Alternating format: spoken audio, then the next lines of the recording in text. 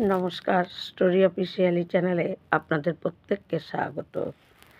আমি আজকে কুবজারকে সুখদেবজি মহারাজ তিনি কেন অভাগা বলেছেন আমি সেটা নিয়ে একটু বলছি। শ্রীমদ্ভাগবতে যে আছে যে কুবজাকে গোপীদের নাম যেভাবে ভগবানের গোপী ভাব, প্রত্যেকে এইটুকুই ভগবানের কাছে, এইটুকুই আমাদের ইচ্ছা যাতে গোপীর এক কিঞ্চিত যে ভাব, সেই ভাব যেন আমাদের ভেতরে থাকে। তাহলে ভগবানকে আমরা কিছুটা হলেও তাকে সন্তুষ্ট করার হয়তো পথটা আমরা দেখতে পাব। কিন্তু কেউ কি আমরা বলি যে কুবজার বাড়িতে ভগবান গিয়েছিল, তবু কুবজার মতন যে ভগবানকে পাওয়ার ইচ্ছা, সেটা কেন বড় বড় মহাপুরুষ বা বড় বড় বৈষ্ণব সন্ত মহারাজরা কেন বলে না? কেন তাদের মুখে কুবজার নামটা আসে না?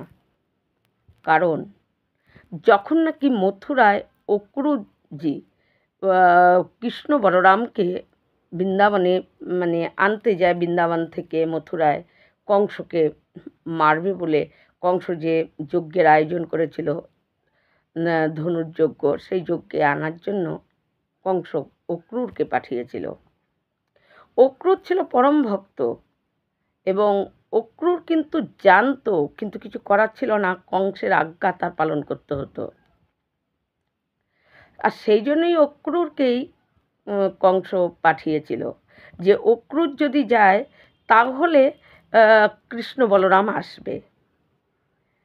সেই জন্যই অক্রুরকে পাঠিয়েছিল আনার জন্য।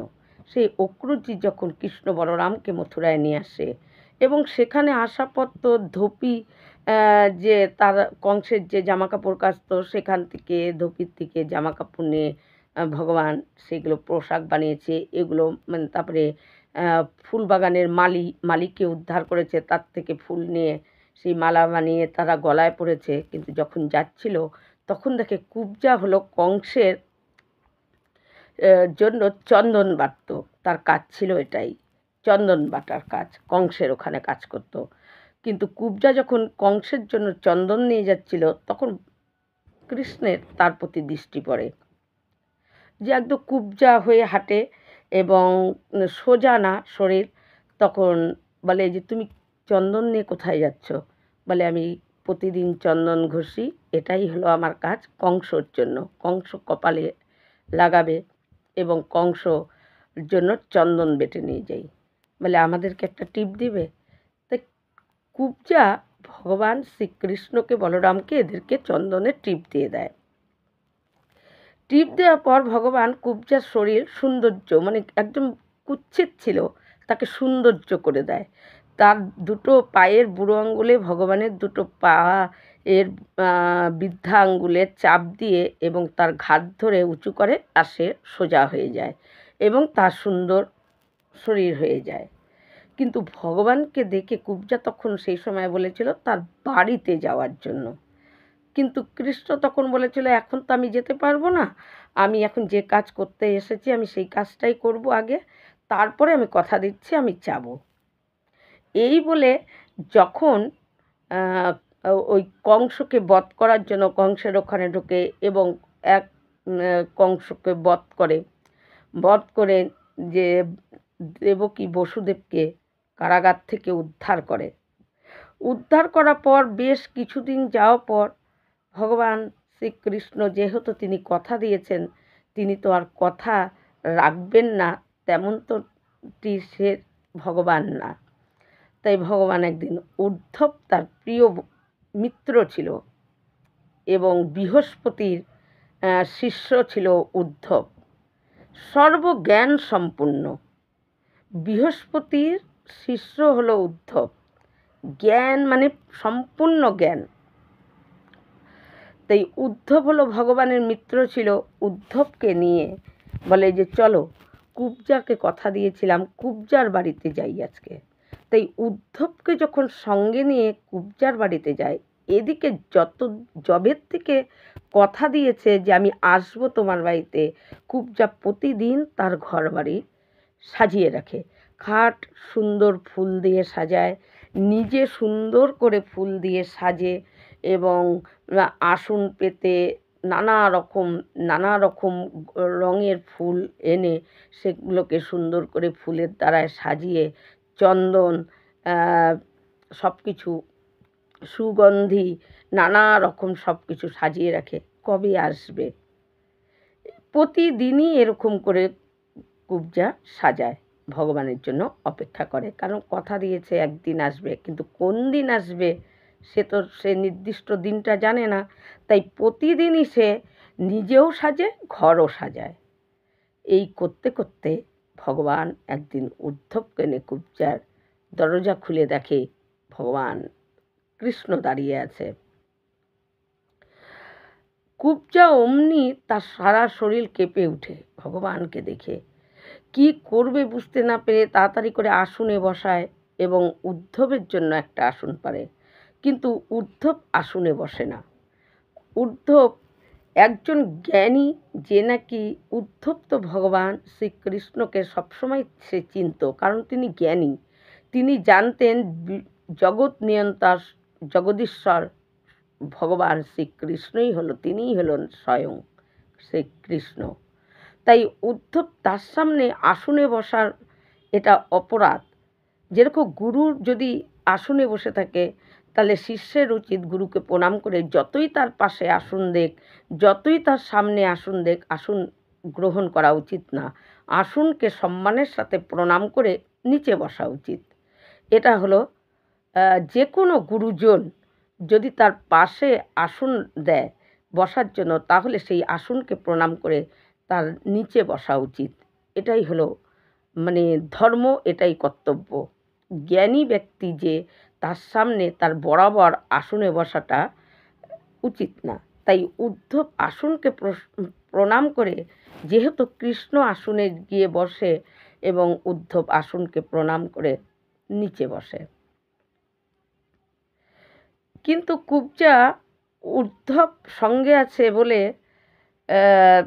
তার একটু অসুবিধাজনক মনে হলেও সে উদ্ধবের সামনেই কৃষ্ণকে নিয়ে খাটে বসায় এবং সেই সুন্দর ফুল দিয়ে সাজানো সেই খাটে কৃষ্ণ গিয়ে বসে, তার পাশে গিয়ে বসে।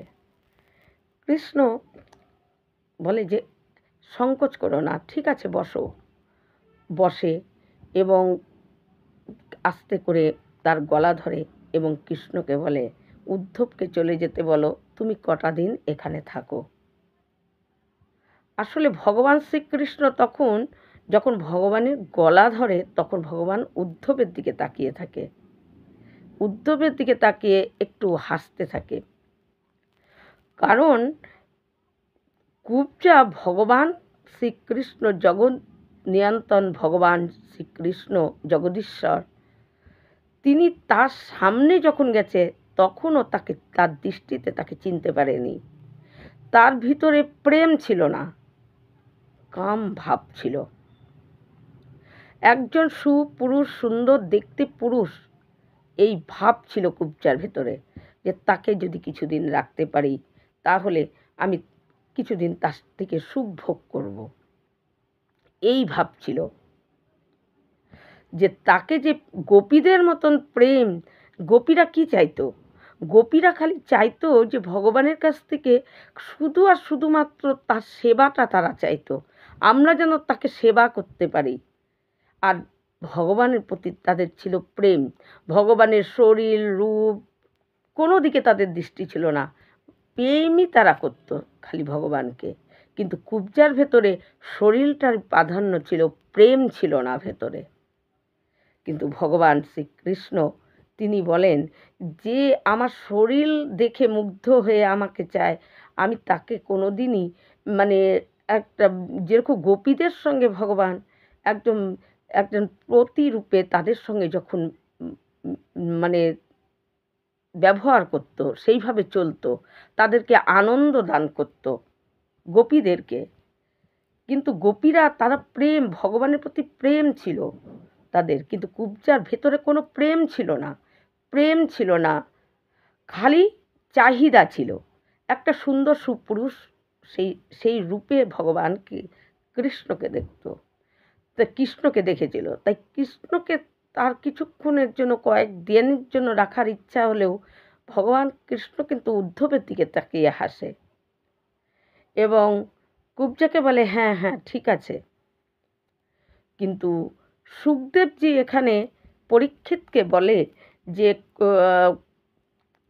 কুব্জাকে অভাগা বলে, কারণ যে নাকি পরম মূল্যবান দুর্লভ বস্তু কাছে পেয়েও সেই দুর্লভ বস্তুকে চিনতে পারে না, সে অভাগা ছাড়া কি? সে কি? যে নাকি দুর্লভ বস্তুকে হাতের মধ্যে পেয়েও তাকে দুর্লভ ভাব বুঝতে পারে না, এর মূল্য কতটা সেটা বুঝতে পারে না, সেই তো অভাগা। তাই সুখদেবজি এখানে পরীক্ষিতকে বলে যে পরীক্ষিত, যে কুবজার ভেতরে পরম অমূল্য, যেটা যার নাকি দুর্লভ, যাকে পাওয়া মোক্ষ জন্ম জন্মান্তর ধরে ঋষি মুনিরা তপস্যা করে করেও যে মোক্ষ লাভ করতে পারে না, সেই মোক্ষ যখন তার দুয়ারের সামনে, তার হাতের নাগালে, তখনও সে চিনতে পারে না। তাই দুর্লভ বস্তুকে চেনার মতো ক্ষমতা কুবজার ভেতরে ছিল না, কিন্তু ভগবান তাকে কৃপা করেছিল একটাই কারণে, সে শুধুমাত্র সেই দিন চন্দনের টিপ দিয়ে দিয়েছিল বলে। এই চন্দনের টিপটুকু দেওয়ার জন্য ভগবান কুবজাকে এত বড় একটা সুযোগ, একটা দুর্লভ বস্তু তার হাতের নাগালে ভগবান নিজে স্বয়ং এসে গেছিল, কারণ ভগবান তিনি তো দুর্লভ। তাই তাকে তার রং, তার চোখ, তার নাক, মুখ, কেমন শরীর, তাকে সেটা দেখে তাকে পাওয়ার ইচ্ছা হলে ভগবান কোনো দিনই তার সঙ্গে সেই ভাব বা তার থেকে ভগবান দূরে। ভগবানেরকে কাম ভাবে যদি ভগবানকে দেখা যায় না, ভগবানের সঙ্গে প্রেম করো। নাম, ভগবান গীতায় কি বলেছে যে আমি আমাকে আমার রূপে যে সন্তুষ্ট হয়ে যায়, আমি তার দিকে তাকাই না। আমার নাম জপ লীলা যে অনবরত চিন্তন, যে গায়ন করে, যে জপ করে, আমি তার হাতে বাধা পড়ে যাই। কারণ নাম দ্বারা যে ডরি ভগবানের, সেই ডরিটা তখন ভক্তের হাতে থাকে। কত পালাবে ভগবান, ডরি তো আমার হাতে, সে তো ঠিকই আসতেই হবে। তার নাম ধরে যতবার ডাকবো, যত আমরা নাম জপ করব, সে ততই কাছে আসতে থাকবে। তাই তার রূপ সৌন্দর্য, শুধু একজন পুরুষ, সৌন্দর্য পুরুষ রূপে যে কুবজা ভগবান শ্রীকৃষ্ণকে তিনি দেখেছিলেন। ভগবান নিজেও বুঝতে পারে যে কুবজা আমাকে চিনতেই পারেনি। তাই সুখদেবজি মহারাজ এইখানে পরীক্ষিতকে বলে, কুবজাকে বলে অভাগা, যে মূল্যবান বস্তু যে হাতে পেয়েও তাকে চিনতে পারে না, একটা সামান্য বস্তু ভাবে, তার মতন অভাগা আর কে থাকতে পারে। তাই কুবজা হলো একজন অভাগা, যে নাকি মূল্যবান দুর্লভ বস্তুকে পেয়েও হারিয়ে দিয়েছে কিছুক্ষণের জন্য। তখন কুবজা উদ্ধবকে বলে যে কৃষ্ণকে বলে উদ্ধবকে চলে যেতে বলো, তুমি কয়েকদিন থাকো। তখন ভগবান উদ্ধবের দিকে তাকিয়ে হাসতে থাকে এবং উদ্ধবকে বলে, উদ্ধব দেরি হয়ে যাচ্ছে, চলো। এবং ভগবান কুবজার ঘর থেকে বেরিয়ে আসে। এটাই হলো কুবজার এতটুকু সুখ, কারণ সে তো চিনতেই পারেনি অমূল্য যে বস্তু রতন, সেই রতনকে সে তো সামান্য পাথর ভেবেছে। তার রং রূপের সাজসজ্জাকে তিনি দেখেছেন একটা কাম স্বরূপ, একটা পুরুষ, সেটাই ভাবছে যে তার থেকে সুখ নেওয়ার ইচ্ছা তার ছিল। ব্যাস, কুবজার ঘর থেকে ভগবান চলে যায় উদ্ধবকে নিয়ে। তারপর অক্রূরকে কথা দিয়েছিল, তাই অক্রূরের বাড়িতে যায়, কারণ অক্রূরজি বলেছিল যে যখন ভগবানকে বৃন্দাবন থেকে আনে তখন বলছিল একদিন আমাদের বাড়িতে আসার জন্য। তখন ভগবান বলছিল আগে আমি যেটা করতে এসেছি আমি সেটা করি, তারপর নিশ্চয়ই আমি তোমার বাড়িতেও যাব। তাই অক্রূরজিকে কথা দিয়েছিল আর অক্রুর তো পরম জ্ঞানী ছিল। অক্রুর পরম ভক্ত, পরম জ্ঞানী ছিল। তাই অক্রুরের বাড়িতে যাওয়ার সময় বলরামও সঙ্গে যায়। বলরাম, উদ্ধব আর হলো কৃষ্ণ যখন অক্রুরের বাড়িতে যায়, অক্রুরের বাড়ির থেকে দূরেই যখন অক্রুর দেখে যে বলরাম সহকারে উদ্ধব আর কৃষ্ণ তারা আসছে, অক্রুর দৌড়ে ভগবানের কাছে চলে যায়। গিয়ে ভগবানকে ওখান থেকে স্বাগত বন্দনা করে তাকে আলিঙ্গন করে তার বাড়িতে নিয়ে আসে। নিয়ে আসার পর প্রথমেই তাদেরকে বসতে দেয়, বন্দন, সদর মানে যত্ন, আমন্ত্রণ সব কিছু করে।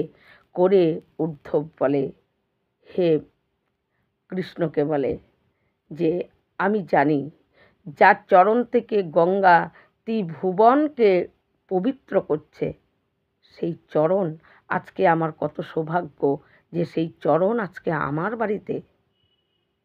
এই পৃথিবীতে সমস্ত সৃষ্টি, সমস্ত কিছু আমরা প্রত্যেকেই, আপনি হলেন পরম সনাতন আর আমরা হলাম আপনার প্রত্যেকেই সন্তান।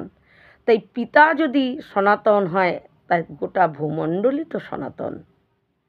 সনাতন আপনি প্রত্যেকটা জীবের মধ্যে, প্রত্যেকটা মধ্যে আপনি বিদ্যমান। এমন কেউ নেই যে আপনি তার ভেতরে নেই, আপনি সর্বত্র বিরাজ করছেন। আজকে আমার সৌভাগ্য সেই আমার বাড়িতে, এবং অক্রুরের এত সুন্দর, এত আলিঙ্গন বা এত সুন্দর ভগবানকে, যে সে যে একটা পরম মূল্যবান একজন দুর্লভ বস্তু, তার অনেক সৌভাগ্য যে তার বাড়িতে তার চরণ পড়েছে। অক্রুরের আপ্যায়ন, আদর সব কিছু দেখে ভগবান মুগ্ধ হয়ে যায়। ভগবান অক্রুরের প্রতি মুগ্ধ হয়ে যায় এবং অক্রুরের বাড়িতে সেখানে অক্রুর যথাযথ তাদেরকে সম্মান, আদর সব কিছু করার পর ভগবানকে এত সুন্দর সুন্দর সমস্ত, অক্রুর জ্ঞানী ছিল, তার জ্ঞান দ্বারা তিনি সব কিছু জানতেন যে সমস্ত জগৎ, এই সূর্য, চন্দ্র, নক্ষত্র, তারা সমস্ত কিছুর মধ্যেই তো আপনি, সব কিছু আপনি বিদ্যমান। আপনি হলেন পরম মানে জগৎ নিয়ন্তা, জগদীশ্বর, স্বয়ং শ্রীকৃষ্ণই হলো আপনি। তাই আপনাকে আমি চিনতে পেরেছি, আপনি সাধারণ কেউ না, কিন্তু আমার মতন একজন যে নাকি সারা জীবন কংসের আদেশ মেনে, কংসের এখানে কাজ করে সারা জীবন যে কাটিয়েছে, কিন্তু আপনি যে এত কৃপা করে আমার বাড়িতে আপনার চরণ পড়েছে, এর থেকে সৌভাগ্য, এর থেকে পাওয়ার আমার আর কিছু নেই। এটাই হলো আমার পরম প্রাপ্তি। এর থেকে আর কি পাওয়ার আছে?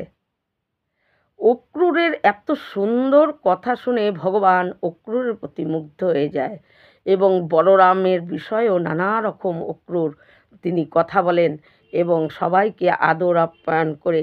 উদ্ধব তিনি তো সর্বজ্ঞানী, বৃহস্পতির শিষ্য। তখন অক্রুরের বাড়ির থেকে ভগবান পরম আদরে এবং অক্রুরের কাছ থেকে ভগবান যখন তার বাড়ির থেকে চলে আসে এবং অক্রুর ভিতরে খুব আনন্দিত হলেও ভগবান তার বাড়ির থেকে চলে যাচ্ছে, সেটা তার মধ্যে একটা যেন খারাপ মানে দুঃখের ভাব লাগছে এবং যতদূর হয় ভগবানকে দেখে যাচ্ছে। তাই এটাই হলো দুজনের মধ্যে ভেদ। যেরকম রামায়ণে শূর্পণখা ভগবান মানে রামকে দেখেছিল, পরম বিষ্ণু রাম, তিনি তো রাম রূপে জন্মেছিলেন, কিন্তু তার দৃষ্টিভঙ্গিটা হলো আসল। ওই বিভীষণও ভগবানকে দেখেছিল যে চোখ দিয়ে, আবার শূর্পণখাও সে কি দেখেছিল? ভগবানের সৌন্দর্য।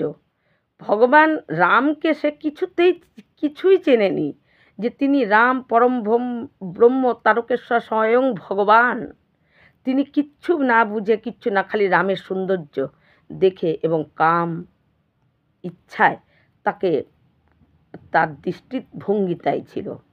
তাই মহাভারতে দুর্যোধন সেও ভগবান কৃষ্ণকে দেখেছে এবং অর্জুন সেও ভগবান শ্রীকৃষ্ণকে দেখেছে, যুধিষ্ঠির সেও দেখেছে, ভীমও দেখেছে, হস্তিনাপুরের অনেক মানুষ যাদের নাম মহাভারতে নাই তারাও ভগবানকে দেখেছে।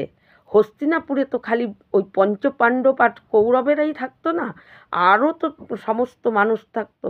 তাই সবাই তো আসা যাওয়ার মাধ্যমে কতবার ভগবানকে দেখেছে। কিন্তু শুধু দেখলেই কি হবে? তাকে বুঝতে হবে, আর যে বুঝতে পারে সেই হলো অর্জুন হয়ে যায়। তাই সবার মধ্যে দুর্যোধনও ভগবানকে দেখেছে, কথাও বলেছে, কিন্তু দুর্যোধনের দৃষ্টিতে ছিল একজন কুচক্রী বুদ্ধিমান, খালি পাণ্ডবদের হয়ে কথা বলে, পাণ্ডবদের পক্ষে হয়ে লড়ে, এই দৃষ্টি।